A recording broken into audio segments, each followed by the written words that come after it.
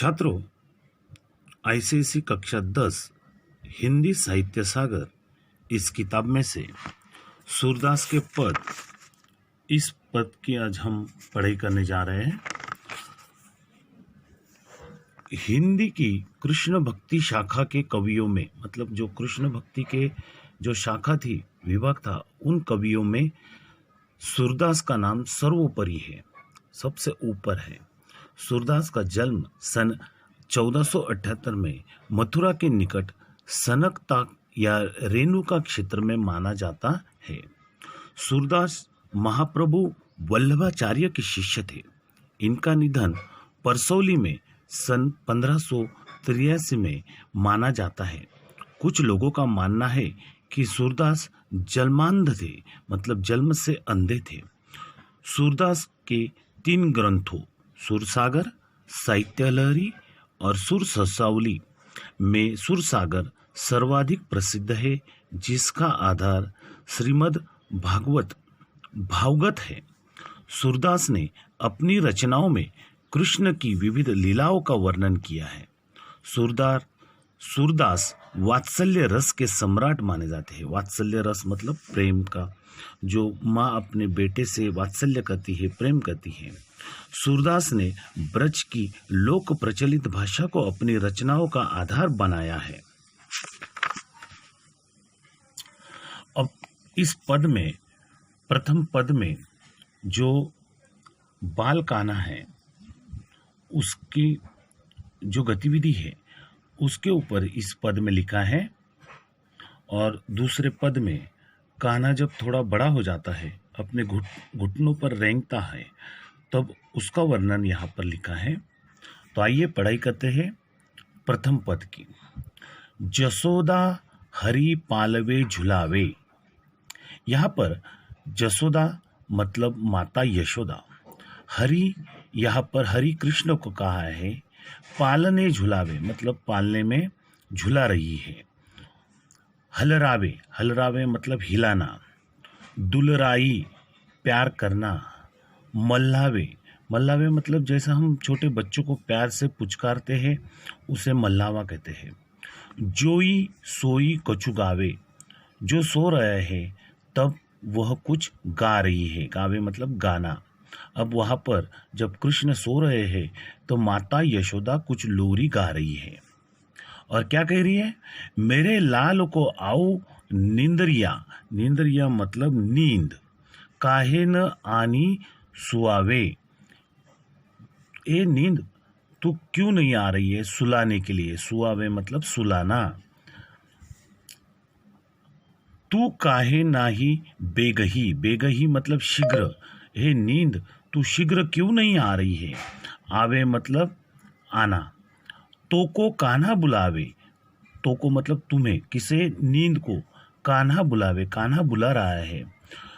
अब उस समय में बाल कान्हा है जो पालने में सोया है, उसकी क्या गतिविधि है? कबहू पलक हरी मूंद लेत है।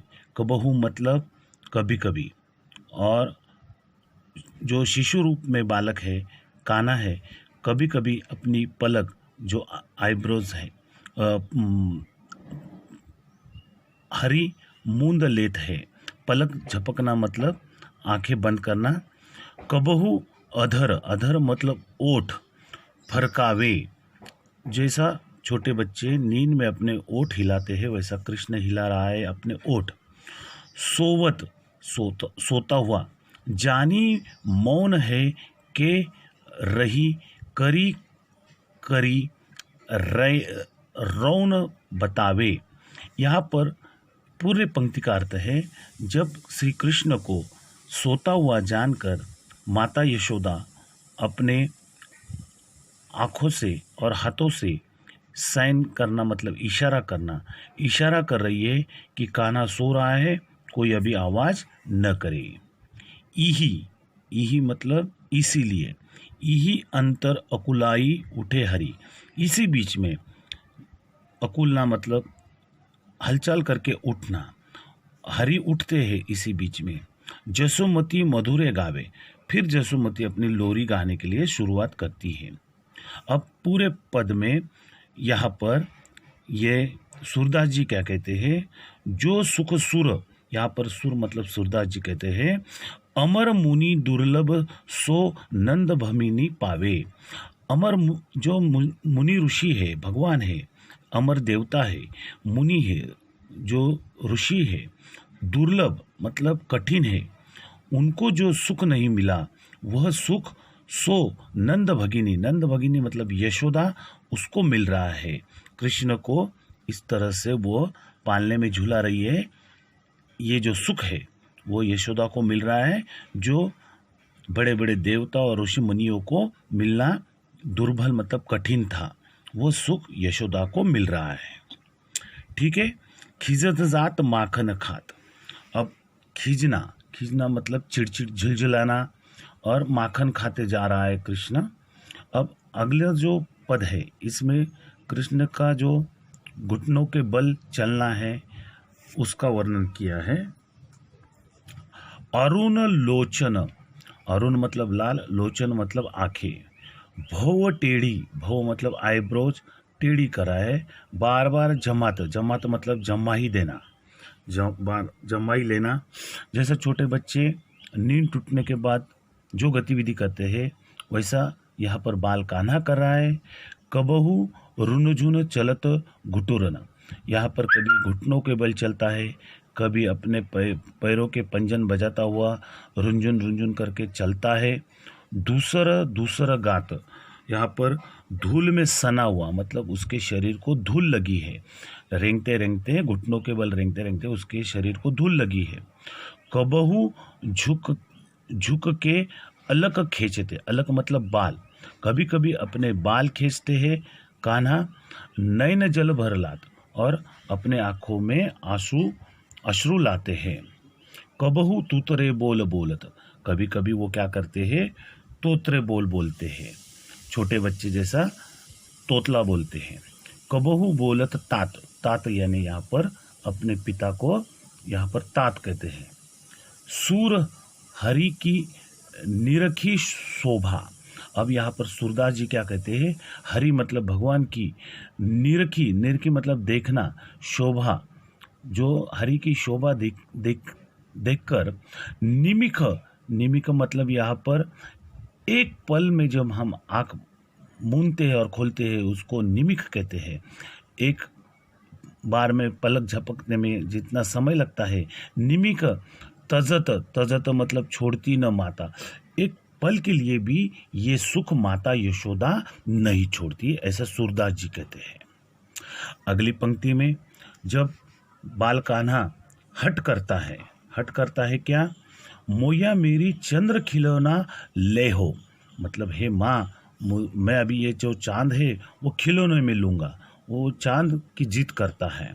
मैया मोरी चंद्र खिलौना ले हो मतलब मैं लूँगा, ये चांद है मुझे खिलौने में चाहिए, और यदि तुम नहीं दोगे तो माता यशोदा से कान्हा क्या कहता है, धौरी को पयपान न करी हो, मतलब जो सफ़ेद धौरी गाय है, सफ़ेद गाय है, उसका दूध नहीं पीऊँगा, पन पाय न करी हो मतलब दूध नहीं पीऊँगा।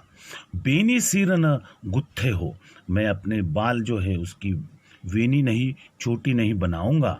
गुत्थे हो मतलब गूंथना, जैसा हम बाल की चोटी बनाते हैं वैसी चोटी नहीं बनाऊंगा।